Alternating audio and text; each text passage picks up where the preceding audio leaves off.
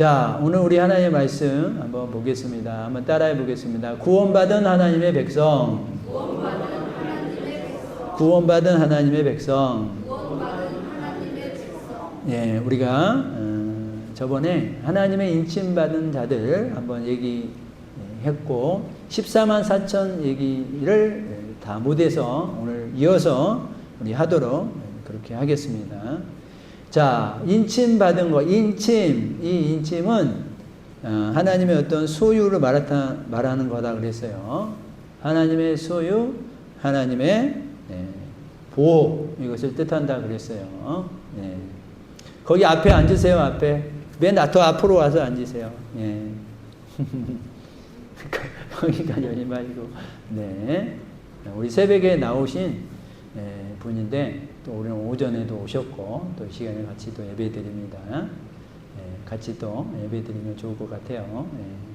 자, 그래서, 인침받은 자. 근데 하나님의 종들의 이마에 인침받았다라는 이런 표현을 썼잖아요. 이마.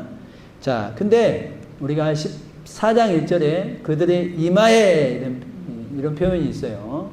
자, 그러면 이마에다 우리가 큰 표시를 하고 다니느냐? 그게 아니라 그 이마에 어린 양의 이름과 그의 아버지의 이름을 쓴 것이 있더라. 그랬어요. 자, 인침을 받은 자는 반드시 어린 양의 이름과 하나님 아버지의 이름 쓴 것이 우리 안에 온전히 흔적으로 있기를 주의 이름으로 축원드립니다. 그러니까 저번에 말씀드린 것처럼 어린 양은 우리의 죄짐을 지고 가는 예수님을 표현할 때 어린 양이다 그랬잖아요.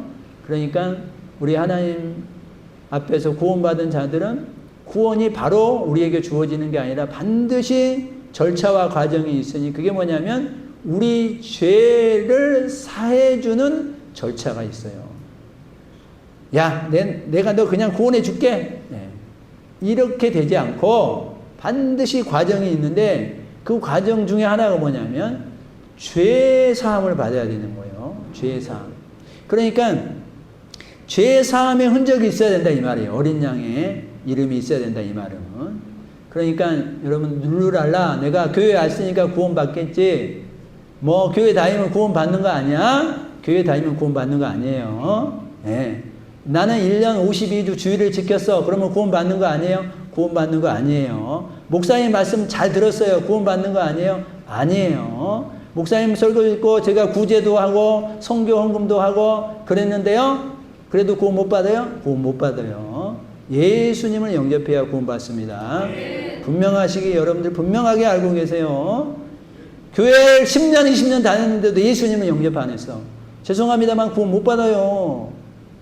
교회에서는 맨날 그런 말씀을 하실 텐데 본인들이 그것을 대수롭지 않게 그냥 가볍게 여기는 거야. 어떤 분은 우리 교회 장로님들은 너무 잘하시지만 어떤 교회는 어떤 장로님이 나이가 이제 많이 드셨는데 어떤 병으로 돌아가시게 됐어. 그래가지고 이제 목사님들이랑 교회 식구들이 찾아가서 병문하고 이제 곧 돌아가신대. 돌아가시기 전에 병원 신방을 가가지고 이제 마지막 예배를 드리는데 마지막에 목사님이 혹시나 해서 한번 물어보는 거예요. 장로님, 우리 이제 장로님 우리 천국에서 만날 거인데 장로님 이제 예수님 믿고 구원 받은 거 확신하죠? 혹시 몰라서 이렇게 한번 물어본 거야. 근데 장로님이 갑자기 침묵하시는 거야. 목사님이 다시 물어보는 거예요. 장로님, 예수님 믿죠? 예수님 믿죠? 예수님 믿고 제사함 받은 거 믿죠? 그랬더니 말을 못해. 그러더니 하는 말이 목사님, 제가 확신이 없어요. 그러는 거예요. 지금 죽기 직전에 갑자기 확신이 없다는 거예요. 천국이 있는지 확신이 없대, 본인에게. 이 목사님이 깜짝 놀라는 거예요. 도대체 그동안 몇십 년 동안 신앙생활 했는데 도대체 뭘 가지고 신앙생활 한 건지. 그리고 이 목사님 자신이 이제 미치는 거야. 내가 도대체 무슨 목회를 한 거냐, 이거. 내가 이것도 확인 안 하고 지금 내가 무슨 목회를 하고 잘했다고 지금 내가 이렇게 지금, 있는 거냐.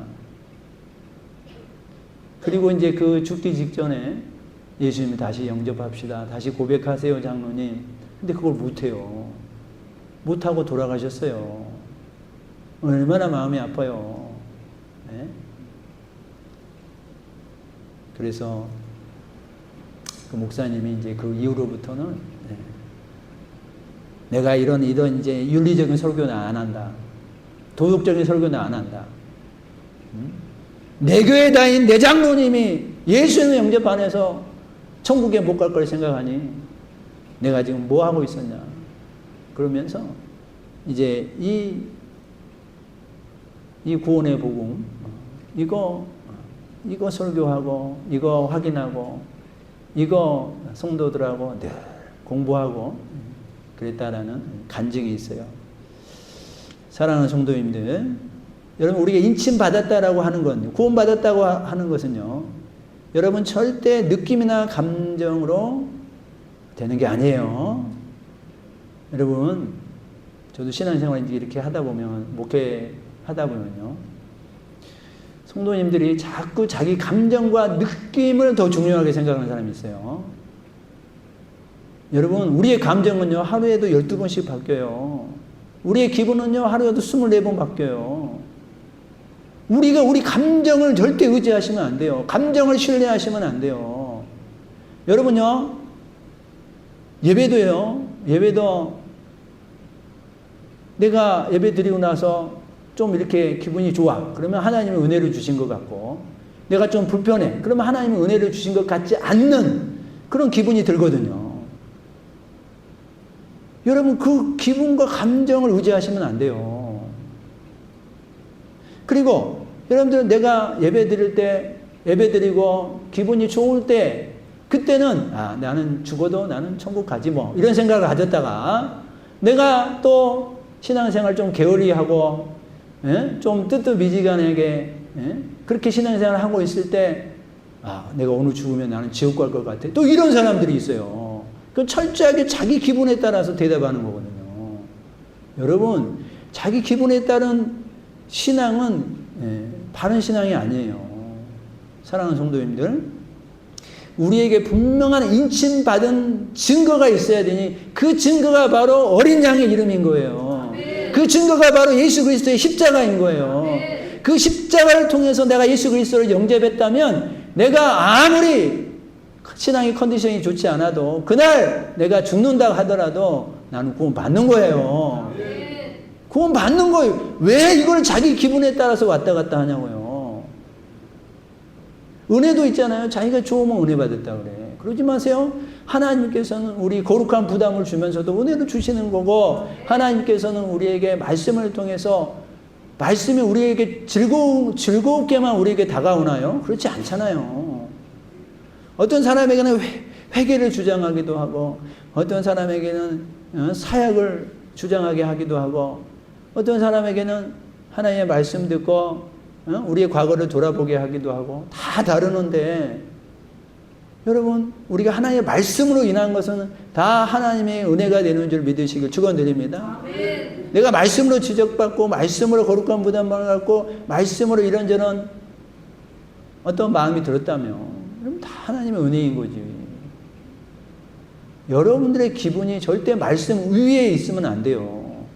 여러분의 느낌이 말씀 위에 있으면 안 된다고요. 여러분, 나라에서 그 평등법을 기독교에서 반대하는 이유가 뭐겠어요? 포괄적 차별금지법을 반대하는 이유가 뭔지 알아요? 포괄적 차별금지법이라는 이름은 너무나 좋잖아요. 차별을 금지한다는데 얼마나 좋아요? 근데 그 차별이라는 게 뭐냐? 차별이라는 게 철저하게, 여러분, 소수, 개인, 거기에는 좋은 것도 분명히 있지만, 한 사람의 편한 것을 위해서 다수가 불편하게 만들어버리는 법들이 얼마나 많은데요. 여기서 한 사람이 목사님 설교를 듣고, 목사님 제가 너무 불편한데요, 저 신고할 거예요. 그러면 제가 고소를 당하는 거예요. 예? 그게 무슨 좋은 법이냐고요. 여러분, 여러분들 가정에 아버지가 가정을 잘 다스리기 위해서 야 너는 이렇게 이렇게 저렇게 해. 그러면 그 아들이 듣고 기분이 나쁠 수도 있죠. 그렇다고 아들이 신고해버려요? 그러면 법은 철저하게 그 아들 편에 서 있는 거야. 철저하게 소수 편에 서 있는 거야. 자, 여기서 말씀을 듣고 목사님이 여러분 구원받아야 됩니다. 그래서 예수님 믿어야 됩니다. 그러니까 어떤 사람이 예수님 믿으라고? 아이고 나는 예수님 믿기 싫은데 자꾸 예수님 믿으라고 그러니까 저 너무 불편했어요. 고소하는 거야. 전도를 길거리 하고 다녔는데 전도하면서 예수님 믿어야 됩니다. 전도했더니 이 사람이 뭐 나보고 강제로 예수님 믿으래. 나 얼마나 불편했는지 몰라요. 고소해버리는 거야. 그러면 끌려가는 거예요. 그게 여러분 뭐예요? 그게 포괄적 차별금지법이지. 그러니까 뭐냐면 철저하게 뭐냐면 우리 인권이라는 이름으로 인간의 생각이 위다 이거예요. 인간의 생각이 위야. 하나님의 생각은 곧 미치고 하나님의 생각은 인간의 생각대로 좌지우지한다 이거예요. 그게 법으로 만들겠다는 이거예요. 그걸 법으로 만들어버리겠다라는 거잖아요. 전에는 그냥 자기 생각에 끝났어요. 그냥 뭐 내가 불편하면 불편한 걸로 끝났어. 이제는 어떻게 해요? 법으로 해가지고 그 심하게 불편한 사람이 이제 내가 마음이 불편하니까 이 불편한 걸로 나는 끝나지 않고 나는 신고까지 할 거야. 그래서 저 사람을 어떻게 하든지 징벌할 거야. 이렇게 된다 이거예요. 이렇게. 여러분 안 믿는 사람들을 이제 더 그런 위치에 놓게 하는 건데 자 그럼 우리 믿는 사람들도 보자요. 우리 믿는 사람들도 자기 느낌이나 감정을 하나님 말씀 위에다 두면 되겠냐고요. 그러면 안 되잖아요. 그러니까 말씀 듣고 기분 나쁘면 박차고 나가버리는 거야. 왜? 자기 감정이 위거든. 자기 느낌이 위거든. 그걸 박차고 나가는 거야. 우리 교회에서 나갔다는 뜻이 아니에요. 사랑하는 성도님들, 하나님께 인침받은 자는, 구원받은 자는요, 하나님께서 분명히 보증으로 성령을 주셨다 그랬고 분명한 근거를 주셔요. 이것 때문에 네가 구원받는 거야 라고 하는 분명한 근거를 주셔요. 그게 바로 십자가 사건이라는 것을 잊지 않기를 주의 이름으로 축원드립니다. 아들 예수 그리스도로 말미암는 십자가 사건인 거예요.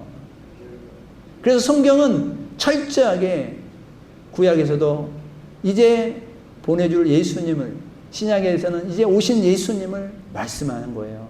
그래서 여러분들이 성경의 66권 어디를 보더라도 예수님을 여러분들이 볼 수 있기를 주님의 이름으로 축원드립니다. 요한계시록에서도 이 맨 끝 책, 이 책에서도 결국 뭘 말씀하고 있어요? 예수 그리스도의 어린 양을 말씀하고 있어요. 어린 양의 그 보혈의 피를 말씀해 주고 있다고요. 천국 구원 인침받는 거 그거 그냥 되는 줄 알아? 아니야. 어린 양의 피가 있어야 구원받는 거야 라는 것을 말씀해 주고 있는 것입니다. 자, 이제 이 14만 4천이라는 이름이 나오잖아요. 인침을 받은 자들이 14만 4천이니 이렇게 말씀하고 있습니다. 14만 4천을 저번에 하다가 중단해서 이제 다시 말씀을 드려요. 자, 여호와 증인들은 얻은다 그래서 자기네들이 이제 그 구원받은 자들인데 14만 4천 안에 들어가는 자들인데 이제 숫자가 찼으니까 그러면 이 땅에 하나님 나라 왕국을 만들자. 그래서 세운 게 왕국회관이고 신천지는 14만 4천이 훨씬 넘었고 지금 뭐 35만 40만 이렇게 된다고 그러잖아요. 그러니까 이제 뭐 더 헌금을 많이 해라, 더 전도를 많이 해라, 더 경쟁을 시켜가지고 이긴 자들이 이 안에 들어갈 거고 또 더 많이 들었으니 이제 숫자를 늘리는 교리를 또 만들어 가고 있지 않습니까? 여러분 하나님의 말씀을 가지고 사람들이 이렇게 저렇게 만들어낸 게 진리라고 어떻게 얘기할 수 있어요? 그건 진리가 될 수 없지 않습니까? 자, 그리고 이 14만 4천이 이 원어에 보면은 남성 명사를 사용하고 있어요. 그러면 여러분들 남성만 구원받겠다라는 거예요? 그것도 말이 안 되잖아요. 여러분들 오늘 우리 교회에 나온 분도 남자들이 많아요, 여자들이 많아요? 여자들이 많잖아요. 남자들은 인정해야 돼요. 여자분들이 많고 여자분들이 더 신앙생활도 열심히 하시잖아요. 근데 남자만 어떻게 구원받는다고? 이것도 말이 안 되는 거잖아요. 자, 그리고 이제 이스라엘 자손의 각 지파 중에서 인침을 받은 자가 14만 4천이다. 그랬으니까 여기는 유대인들만 말하는 거야 라고 또 이렇게 유대인과 이방인을 따로따로 해석하는 그런 자료도 있어요. 자, 여러분 14만 4천만 만약에 구원받는다면 예수님이 이미 재림했어야 됐어요. 이미 14만 4천은 다 넘었어요. 그렇잖아요. 여러분 대형교회가 4, 5만 되는데 대형교회 만약에 다 구원받는다 그러면 세 교회만 그러면 구원받게요?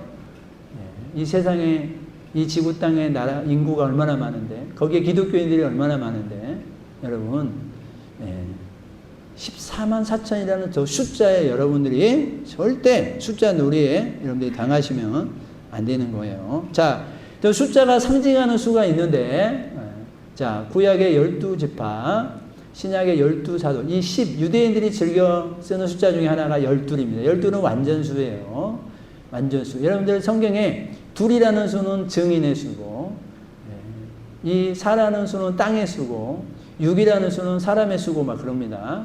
수들이 있어요. 12이라는 수는 완전수, 충만수, 또 어떤 군대수예요. 군대수는 아니고 충만수예요. 천이 군대수예요. 천이 군대수. 자, 그러니까 천이 많은 군대를 뜻할 때 충만한 하나님의 군대, 천이라는 숫자를 쓰는 겁니다. 그래서 이제 그 이스라엘의 계산법은 승법이에요. 곱셈이에요. 곱셈.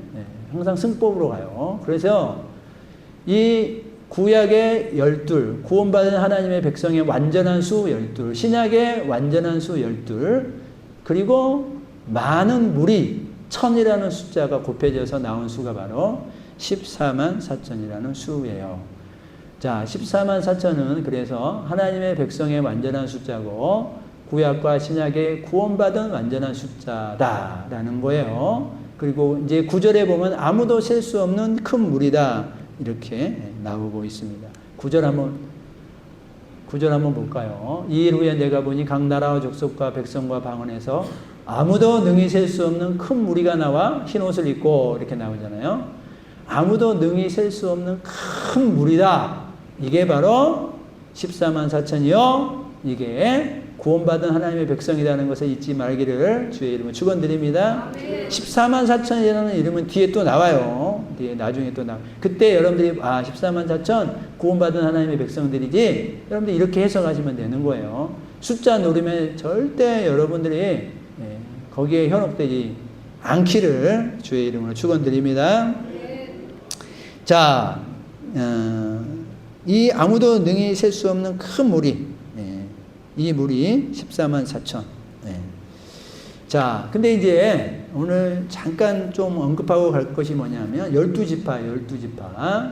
자, 오늘 성경에 보면 유다부터 시작해서 베냐민까지 12지파 이름이 쭉 나열되어 있어요. 근데 여러분 좀 이상한 게 있어요. 여러분 성경 지식이 좀 있는 분들은 빨리 발견할 거예요. 자, 여기에 여러분 빠진 지파가 있어요. 단 지파와 에브라임 지파가 빠졌어요. 그리고 레위 지파와 요셉 지파가 들어갔어요. 이상하네. 왜 창세기에 나온 지파 12지파가 아니지? 이렇게 생각할 수 있어요.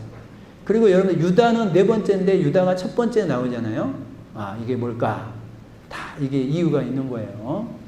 자, 여러분들 유다는 네 번째 자녀인데 여기서 유다가 가장 먼저 나왔죠. 여러분들 유다 지파가 하나님의 일을 할 때, 주님의 일을 할 때 가장 앞장섰던 지파가 유다 지파예요. 그리고 예수님이 유다 지파를 통해서 출생을 하죠. 유다 지파. 주님의 일에 적극적으로 실천했던 지파가 유다 지파예요. 항상 가장 책임있게 일들을 감당했고, 실제로 유다라고 하는 이 넷째 자녀가 실제로 요셉이 이제 그 옥에 갇히고 그랬을 때 그 형제들이 이런저런 많은 이제 부딪히고 하는 일들이 있을 때 유다가 항상 맨 먼저 서가지고 내가 먼저 가서 수고하겠다, 희생하겠다. 이 역할을 항상 유다가 해요, 유다가. 그리고 하나님이 그 유다 지파를 사용하게 되는 거예요. 자, 반대로 빠진 지파, 에브라임 지파와 단 지파. 이 에브라임 지파는요, 항상 무책임한 지파고, 이 12지파가 싸우러 가자 그럴 때 살짝 빠져요. 살짝 빠지고 싸우지 않고 있다가 이제 승리해서 돌아오잖아요.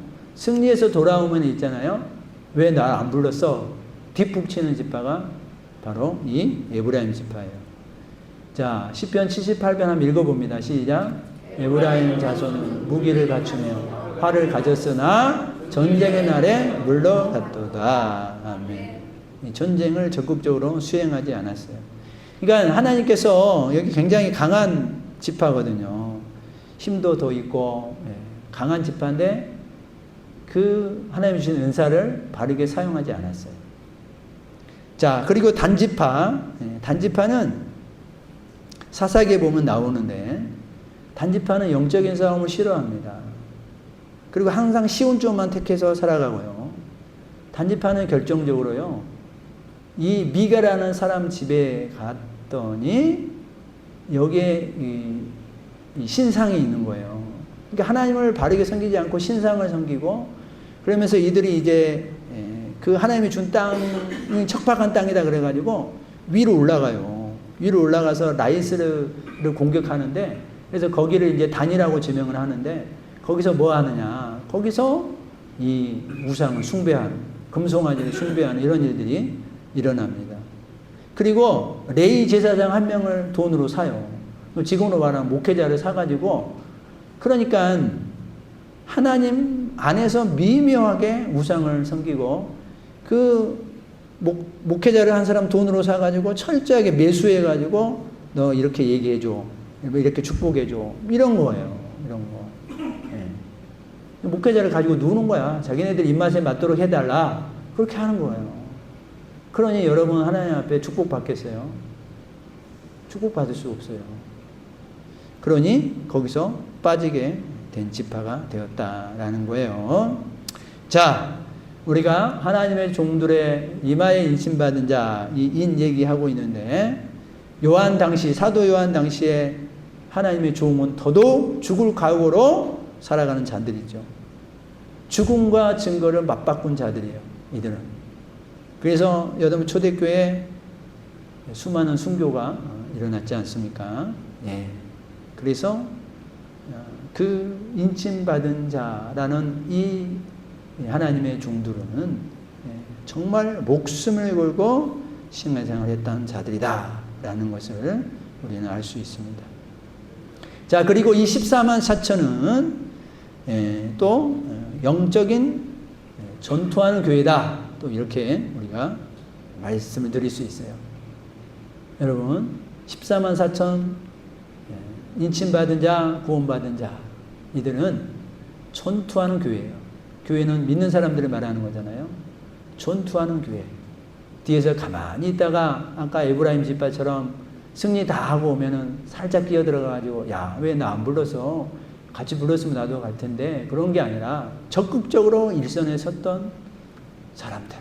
이게 14만 4천이고 전투하는 교회다라는 거예요. 다시 말하면 뒷짐지고 구경꾼으로 있는 게 아니라, 나오라 그러면 할 수 없이 나오고 그런 게 아니라, 하나님의 말씀을 자기가 묵상도 하고 읽고 적극적으로 하나님이 이렇게 하라는구나 하면은 내가 행동하는 거예요. 행동하는 신앙을 갖는 거예요. 삶에 적용하는 신앙을 갖는 거예요. 실천하는 신앙을 갖는 거예요. 사랑하는 성도님들, 뒤에서 소극적인 사람이 아니라 앞에 적극적으로 주님의 일을 감당하는, 행동하는, 실천하는 우리 성도님들이 되시기를 주님의 이름으로 축원드립니다. 자, 이 허다한 무리, 이 아무도 셀 수 없는 큰 무리가 나와 흰 옷을 입고 손에 종려가지를 들었다 그랬어요. 흰 옷과 종려가지는 승리를 뜻하는 겁니다. 승리를 상징하는 거예요. 자, 이 흰 옷과 종려가지를 들고 최종적인 승리하는 대열에 이들이 서 있다라는 거예요. 누가요? 많은 무리들이, 승리하는 많은 무리들이. 사랑하는 성도, 우리가 신앙생활 하다 보면 나 혼자 하는 것 같고, 나 혼자 수고하고 희생하는 것 같은 그런 생각이 들 때가 있죠. 그러나 또 우리가 잊지 말아야 될 것은 나 말고도 셀 수 없는 많은 무리들이, 숨겨놓은 7천의 무리들이 주님의 일을 오늘도 이름도 없이 빛도 없이 감당하고 있다는 나의 동역자, 하나님의 동역자들이 있다는 것을 여러분들이 잊지 않기를 주의 이름으로 축원드립니다. 네. 자, 이들은 큰 소리로 구원하심이 우리 하나님과 어린 양에 있도다라고 하면서 찬양하고 있어요. 정말 지금 6가지 인이 떨어져서 재앙이 임하고 있는데 하나님의 백성들은 찬양하고 있어요. 우리 믿는 사람들은 세상에 아무리 어려운 일이 있고 떠들썩한 일들을 만나더라도 우리 믿는 사람들은 주님의 구원으로 인하여 하나님을 찬양하는 자들이 되기를 주의 이름으로 축원드립니다. 여러분들 여러 세상의 사건 사고로 말미암아 여러분들이 그런 일에 휘둘르지 마세요. 그런 일에 마음도 뺏기지 마시고, 그런 일들은 이제 일어난다 그랬잖아요. 반드시 일어날 거고요. 우리는 인침받은 자로서 이 힘든 어려운 사건 사고가 많아지는 이런 상황 속에서도 구원의 감사의 노래를 부를 수 있는 우리 한 사람 한 사람이 되시기를 주의 이름으로 축원드립니다.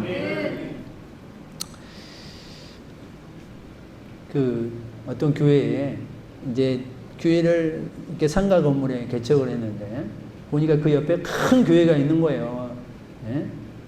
뭐 몇천 명 다니는 교회가 있는 거예요. 근데 그 상가 건물이 어떤 날 불났어요.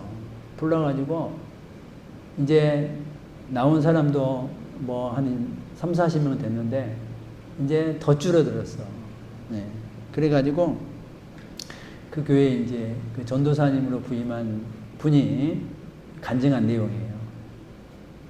야, 자기가 전도사로 이 교회에 왔지만 불났지, 냄새나지, 상가 건물이지, 성도들 몇 명 안 되지. 내가 성도라도 이 교회에 안 나오겠다. 그 전도사님이 고백이 뭐냐면, 내가 성도라도 이 교회에 안 나오겠다. 그 옆에 큰 건물, 큰 교회 있거든요. 근데 그 교회는 뭐 세미나도 많이 하고 행사도 많이 하고 뭐 또 시민들 대상으로 뭐 이런저런 거 많이 하고 막 그러는 거야. 그러니까 한쪽으로는 부럽고, 야, 우리 교회에는 이제 더 안 오겠다. 근데 그 담임 목사님이 이제 하여튼 사명감을 가지고 열심히 하는 거야. 그러면서 하는 말이 있었대요. 구원은 하나님께 속한 거야. 구원은 하나님께 속한 거야. 그러면서 맨날 이 노래를 부르요. 구원은 우리 하나님과 어린 양에게 있도다. 이 노래 그냥 계속 하면서 버티고 이겨나가고 그런 거예요. 근데 진짜로 몇 년 지나고 나서 성도들이 이 교회에 몰려오기 시작합니다. 성도들이 몰려오는 걸 보고 이 전도사님이 회개하고, 성도들이 몰려오는 걸 보면서 그 전도사님이 이 고백을 하는 거예요. 구원하심이 하나님께 있습니다. 하나님께 있습니다. 그 큰 교회 부럽지 않습니다. 물론 이제 그 전도사님은 나중에 이제 나와서 자기 이제 또 목회자가 되어서 이제 지금 큰 교회 목회자가 되어 있습니다. 하나님을 나의 구원에 감사의 찬양을 하는 거예요. 그리고 이 11절과 12절에는 이 네 생물, 우리가 배웠죠? 네 생물, 피조물들 중에 대표자, 그리고 장로님은 우리 믿는 사람의 대표자다 그랬어요. 자, 그들이 또 얼굴을 땅에 대고 어떻게 해요? 하나님께 경배했다. 자, 어떤 내용으로 경배합니까? 12절 한번 읽어봅니다. 시작. 이르되 아멘. 찬송과 영광과 지혜와 감사와 존귀와 권능과 힘이 우리 하나님께 세세토록 있을지어다. 아멘. 이 내용으로 찬양하는 거예요. 이 내용. 여러분 대표 기도하시는 분들 요거 12절 외워놨다가 대표 기도할 때마다 이거 넣어서 하세요. 오늘 하나님의 찬송, 영광, 지혜, 감사, 존귀, 권능과 힘이 이 예배 가운데 임하게 하여 주시옵소서. 이렇게 기도하시기 바랍니다. 자, 이 14절에 그 전 13절에 이제 장로 중에 한 사람이 이 흰 옷 입은 자들이 누굽니까? 라고 물어볼 때 14절에 이렇게 대답하는 거예요. 읽어봅니다. 시작. 이는 큰 환난에서 나오는 자들인데 어린 양의 피에 그 옷을 씻어 희게 하였느니라. 아멘. 이들이 누구라고요? 큰 환난에서 나온 자들이다 라는 거예요. 어떠한 환난에도 믿음을 저버리지 않는 자들, 그들을 말하는 거예요. 초대교회 목숨 걸고 예수님을 배신하지 않았던 그들. 여러분, 믿음을 지키기 위해서는 반드시 우리에게 오는 게 있으니 바로 환난과 고난이 오게 된다는 사실도 여러분들이 인정하시기를 주의 이름으로 축원드립니다. 여러분요, 고난 없는 영광은 없는 거예요. 여러분, 그래서 우리 안에 항상 이런 고난을 이겨낸 흔적들이 우리 안에 있어야 되는 거예요. 이걸 우리는 믿음의 흔적이라고 얘기하죠. 여러분들이 믿음을 지키기 위해서 때로는 여러분들이 조롱당하고 따돌림도 당하고, 또 옛날에는 여러분 아내가 몰래 교회 가다가 남편이 교회에 와가지고 다리 뭉대를 분지른다고 그러면서 핍박하고 이런 일들이 얼마나 많았습니까? 이런 어려움을 당한 흔적들이 있는 거야. 흔적들. 여러분, 이런 고난의 흔적들을 로마서에 한번 읽어봅니다. 시작. 우리가 그와 함께 영광을 받기 위하여 고난도 함께 받아야 할 것이니라. 아멘. 여러분, 믿음은요, 그냥 룰루랄라 장밋빛 인생만 있는 게 믿음이 아니에요. 신앙생활이 아니에요. 여러분, 고난도 있습니다. 내가 믿음을 지키기 위해서 고난도 있어요. 그러나 여러분, 우리가 천국의 그 영광을 생각하면서 이 땅의 고난을 능히 이길 수 있기를 주의 이름으로 축원드립니다. 여러분, 천국의 영광을 내가 생각하지 못하니까 이 땅에서 고난을 내가 못 견뎌야 하는 거야. 이 땅에 내가 하나님 믿으니까 이거 끊고 저거 끊고 내가 이렇게 할 수 있는 사람은 믿음이 크니까 할 수 있는 거예요. 하나님의 영광을 생각하고 천국의 영광을 생각하면 하는 거 이겨내는 거예요. 이것쯤이야 내가 왜 못 이겨내? 하나님의 영광을 생각하고 내 영광을 생각하면 이걸 내가 왜 못 이겨내? 그런데 그 하늘의 영광, 내 영광, 나에게 씌워질 면류관을 약하게 보는 사람은 이 땅에서 내가 그걸 못 끊어. 나의 잠재미를 못 끊어. 나의 쾌락을 못 끊어. 죄와 관계된 것들을 내가 못 끊어. 왜? 재미있거든. 즐겁거든. 육체적인 쾌락이 있거든요. 그러니까 안 끊어요. 사랑하는 성도님들, 그걸 끊는 것도 고난이잖아요. 하늘의 영광을 생각하시면서 그걸 과감히 끊어낼 수 있는 믿음이 우리 가운데 있기를 주의 이름으로 축원드립니다.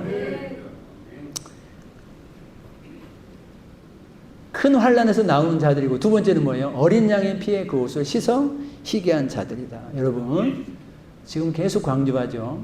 어린 양의 피에 옷을 씻으면 옷이 빨개져야 되잖아요. 피에 씻는데, 그죠? 근데 희게 되었다 그랬잖아요. 자, 이건 뭘 말해요? 우리의 죄가 희게 된 거잖아요. 반드시 어린 양의 피로 빨아야지 여러분이 희게 되는 거예요. 여러분, 사람의 피는 절대 희게 할 수 없어요. 사람의 피는 죄의 피예요. 죄인의 피예요.